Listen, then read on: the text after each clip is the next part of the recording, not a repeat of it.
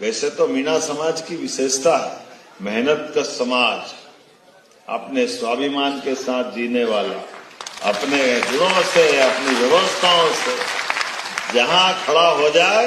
वहां से अमिताभ की डायलॉग की तरह मेरे बाद लाइन चालू होगी। ये जो अपने समाज की विशेषता है,